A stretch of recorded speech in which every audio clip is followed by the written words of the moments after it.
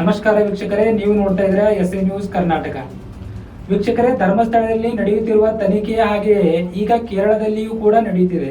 ಯಾಕೆಂದ್ರೆ missing cases.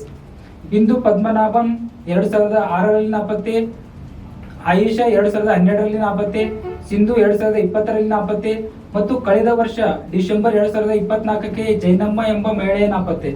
ಇದಕ್ಕೆಲ್ಲ ಮುಖ್ಯ ಕಾರಣ ಹಣಕ್ಕಾಗಿ ಮತ್ತು ಆಸ್ತಿಗಾಗಿ ಮಾಡಿದ ಹತ್ಯೆ. ಈ ಹತ್ಯೆಯನ್ನು ಮಾಡಿದವನೇ ಸೆಬಾಸ್ಟಿಯನ್ ಎಂಬಾತ.